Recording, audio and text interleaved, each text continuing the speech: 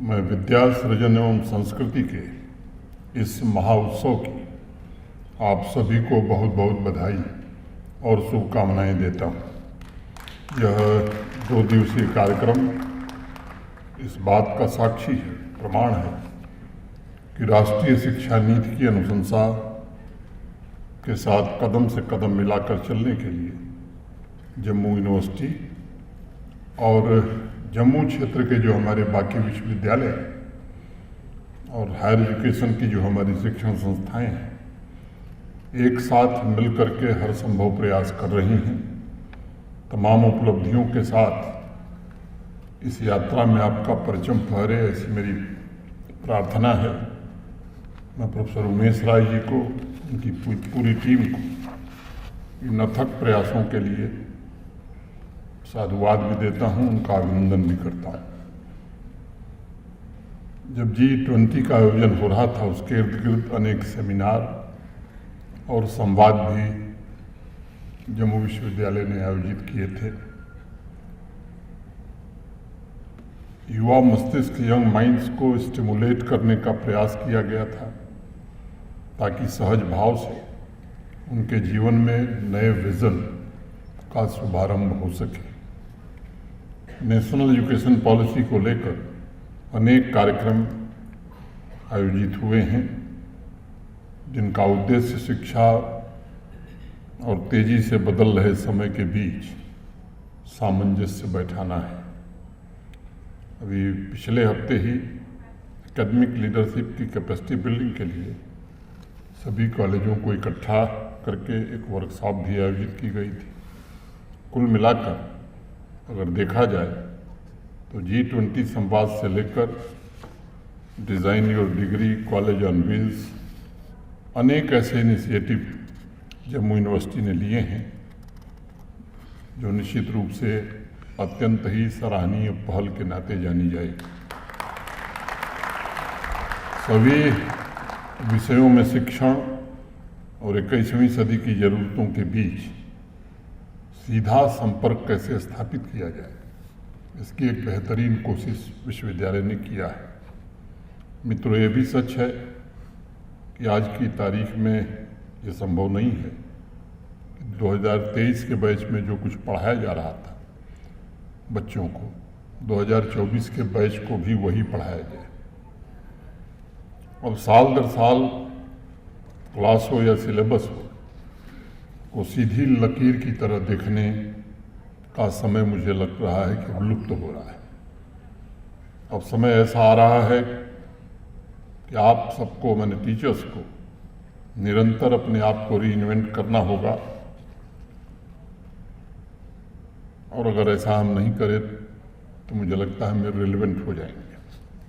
अभी आदरणीय डॉक्टर दिनेश सिंह जी ने बहुत ही अच्छे ढंग से इस कार्यक्रम के आयोजन के उद्देश्य और इस कार्यक्रम से क्या हम प्राप्त कर सकते हैं, इसके बारे में विस्तार से आपको बताया है। अब स्टूडेंट्स को सिलेबस से संबंधित ज्ञान नहीं चाहिए केवल। किसी स्टूडेंट के पास लगभग 64 GB स्टोरेज का मोबाइल फ़ोन अधिकांश के पास आज उपलब्ध है। 1200 किताबें, आधे घंटे की अवधि वाले 800 वीडियो, 2000 जर्नल्स एक साथ वो उसमें स्टोर कर सकता है। उस विद्यार्थी के पास सूचना की, इंफॉर्मेशन की कोई कमी नहीं है। वो आपके पास कॉलेज कैंपस में इसलिए नहीं आ रहा है कि आप उसे सूचना दें, वो इसलिए आ रहा है कि टीचर्स उस विद्यार्थी के अंदर सृजनात्मकता, क्रिएटिविटी को और इग्नाइट करें, ताकि टीचर्स उसकी चेतना को, इसलिए आपके पास आ रहा है कि आपके द्वारा उसकी चेतना को सरल, सहज और स्वतंत्र बनाया जा सके। इस बात का जरूर ध्यान रखना होगा कि सिर्फ किताबों के माध्यम से अगर विद्यार्थियों के ज्ञान में वृद्धि करने का प्रयास किया जाएगा तो राष्ट्रीय शिक्षा नीति के साथ हम कदम से कदम मिलाने में कहीं न कहीं चूक रहे हैं। ये बात हमें ध्यान में रखनी होगी। टीचर्स स्टूडेंट्स के कोलैबोरेशन से कैसी ऊर्जा पैदा करने की कोशिश करने की आवश्यकता आ गई है कि क्लास और कैंपस में एक ऐसा क्रिएटिव वातावरण बने जिससे स्टूडेंट्स ज्ञान भी अर्जित करें और उस प्रक्रिया में लर्निंग की प्रक्रिया का आनंद भी ले सकें। शिक्षा द्वारा वो जीवन के सौंदर्य की अनुभूति भी कर सकें। शिक्षा उसे अपनी ऐसी चेतना विकसित करने में मदद करे जो साहस का पर्याय हो। उसकी चेतना अतीत उन्मुख न होकर भविष्य उन्मुख हो। उसकी चेतना में एडवेंचरस खोज की ललक हो, इच्छा हो। उसकी चेतना में अपने सब्जेक्ट के अलावा समाज और राष्ट्र, जो भी आदरणीय दिनेश सिंह जी कह रहे थे, कि प्रगति के लिए नए आइडियाज़, नए इनोवेशन, नए रहस्यों को उद्घाटित करने का एक जुनून हो। एक ऐसी चेतना जिसकी लाइफ लॉन्ग अफेयर समस्याओं और चुनौतियों से हो, उसे समाज के लिए नई संभावनाओं को पैदा करने का मादा हो। राष्ट्रीय शिक्षा नीति के साथ कदम से कदम मिलाकर चलने का तात्पर्य यही है कि हम सिर्फ इंफॉर्मेशन और विचारों का स्टोर न करें, बल्कि समाज निर्माण, राष्ट्र निर्माण में उसका इस्तेमाल करने के लिए समुचित अवसर पैदा करें। खास तौर से मैंने बराबर ये मेंटेन किया है कि in the 21st century ideas will be the new wealth of the nations. The role of universities and college campus will expand further. They will no longer be seen as an academic institution.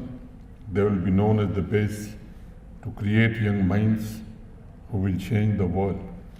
University campus will become famous for collaboration and inspiring creativity for change makers.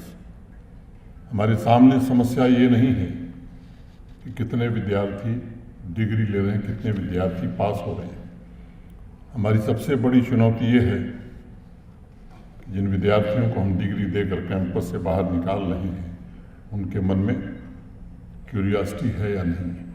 उनके मन में संदेह पैदा होता है, प्रश्न पूछने की आदत खत्म तो नहीं कर रहे हैं। अगर स्टूडेंट अपनी शिक्षा से संतुष्ट होकर निकल रहा है तो मुझे लगता है कि टीचर और कॉलेज ने अपना काम सही ढंग से नहीं किया है। कुछ लोगों को अटपटा लग रहा होगा कि मैं ठीक बात नहीं कर रहा हूँ, उल्टा भी लग रहा होगा।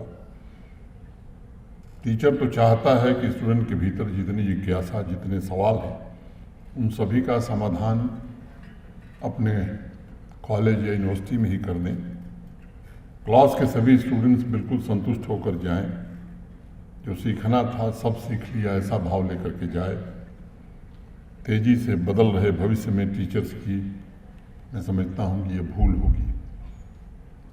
मुझे लगता है कि आपका काम है कि स्टूडेंट्स की क्यूरियोसिटी को और कैसे हम आप इग्नाइट कर सकते हैं, उसे ऐसे प्रॉब्लम्स और गोल्स कैसे दे सकते हैं जो सीधे सीधे आग में घी डालने का काम करें। यानी विद्यार्थी के मस्तिष्क में कुछ नया खोजने, डिस्कवर करने की आग कैंपस से निकलने के बाद केवल बनी नहीं रहनी चाहिए, और तेज कैसे हो सकती है।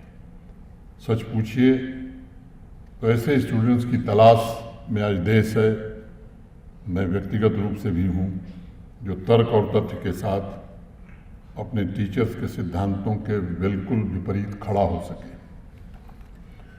इस बात का जरूर ध्यान रखना होगा कि वो बात तर्क और तथ्य के साथ कहे।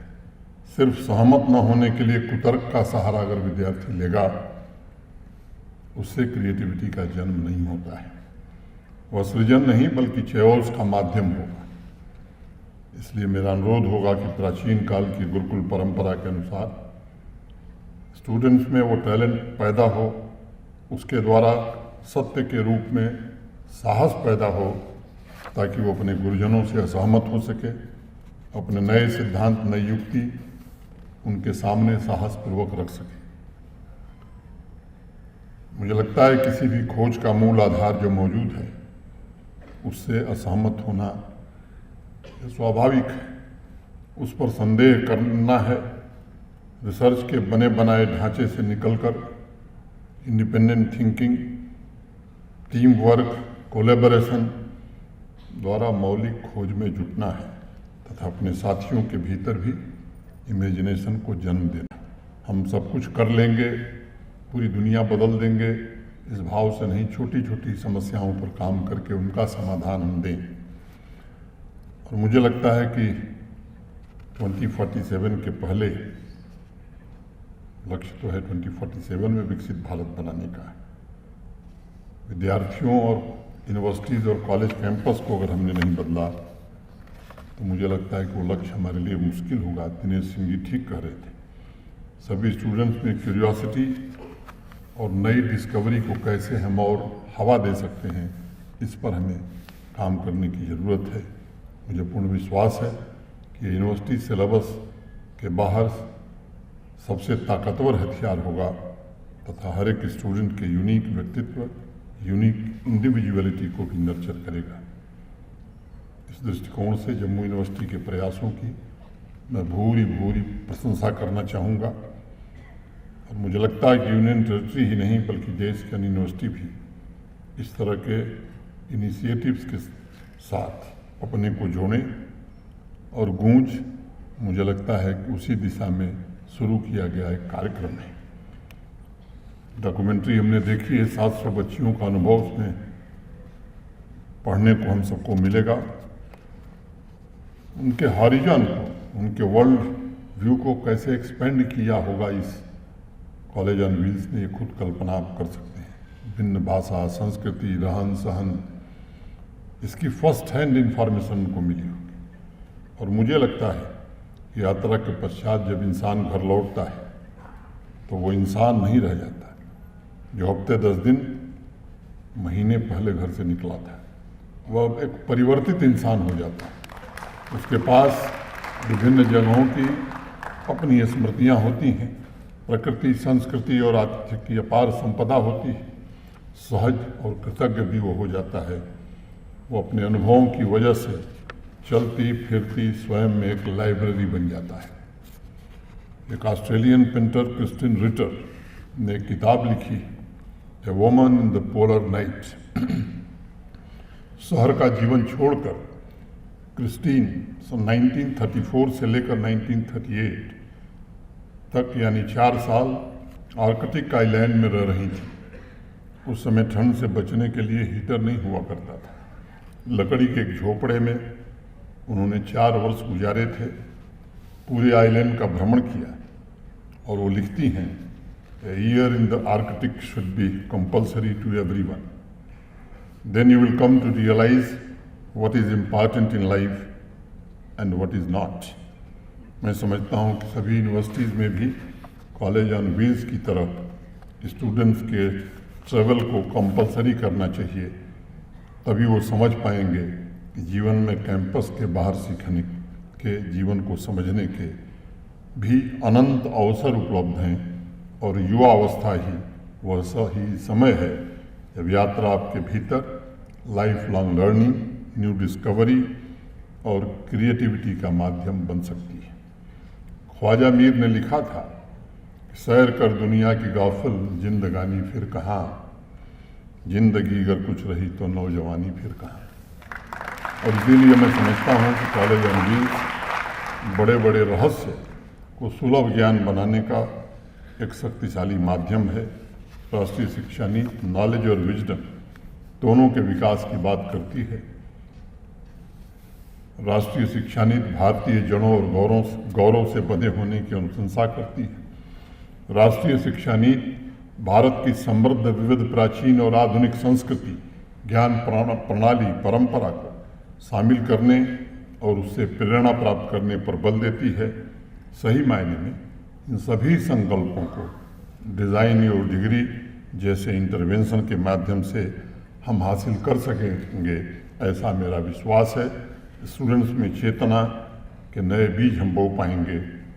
आपने देखा होगा कि आजकल लोगों के फ़ोन पर GPS ट्रैकर लगा होता है जो अनजान रास्तों पर उन्हें गाइड करता है, रोड तथा गलियों को नेविगेट करते हुए गंतव्य तक पहुंचाने में मदद करता है। कॉलेज ऑन व्हील्स हर एक स्टूडेंट का पर्सनल GPS ट्रैकर है, ऐसा मैं मानता हूँ। कि आपके अद्वितीय और बेजोड़ व्यक्तित्व तक पहुंचने और उसे डिस्कवर करने तथा स्टूडेंट्स जो हो सकता है उसे उस संभावना को प्राप्त करने में मदद कर सकेगा। नॉन प्रॉफिट सेक्टर में काम करने वाली American research agency population research bureau ने मान्यताओं तथा वैज्ञानिक स्टडीज के आधार पर अनुमान लगाया है कि सृष्टि के जन्म से लेकर अब तक पृथ्वी पर 117 बिलियन लोगों ने जन्म लिया है। और सबसे मज़ेदार बात यह है कि हर एक व्यक्ति अपने में यूनिक पैदा हुआ है।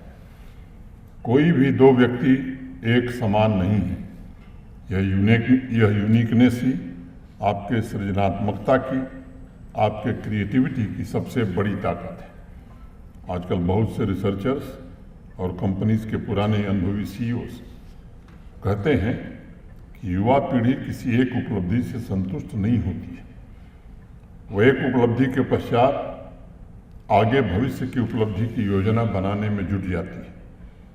जनरल डायनेमिक्स की टॉप ऑफिसर लेस्ली एंडरसन ने लिखा है, यंग एम्प्लॉई आज ऐसे सवाल पूछता है जो उन्होंने अपने जीवन में कभी इमेजिन भी नहीं किया था। They want to know what they are contributing and what is larger significance of their work, and if you cannot give them a satisfying answer, they are gone. Leslie Anderson का यह comment मैं मानता हूँ कि काफ़ी शक्तिशाली है। यह उस तथ्य को प्रमाणित करता है कि आज का युवा चुनौतियों से घबराता नहीं है, जूझने की कोशिश करता है, नित नई चुनौतियों को स्वीकार करना चाहता है। मैं यंग जनरेशन में मजबूत हो रहे इस साहसिक और सृजनात्मक प्रयास को पिछले 3-4 वर्षों में और सशक्त होते हुए देख रहा हूँ। हायर एजुकेशन काउंसिल, हमारे जम्मू यूनिवर्सिटी और बाकी विश्वविद्यालय, उच्च शिक्षण संस्थान उनके इंटरप्रेन्योरियल तथा इनोवेटिव टैलेंट को डेवलप करने में मदद कर रहे हैं। इस गति को हम आने वाले दिनों में और कैसे तेज कर सकते हैं, युवाओं के इनिशिएटिव, क्रिएटिविटी और कोलैबोरेटिव स्किल्स को कैसे और गति दे सकते हैं, इस पर हमें मिल विचार करके काम करने की आवश्यकता है।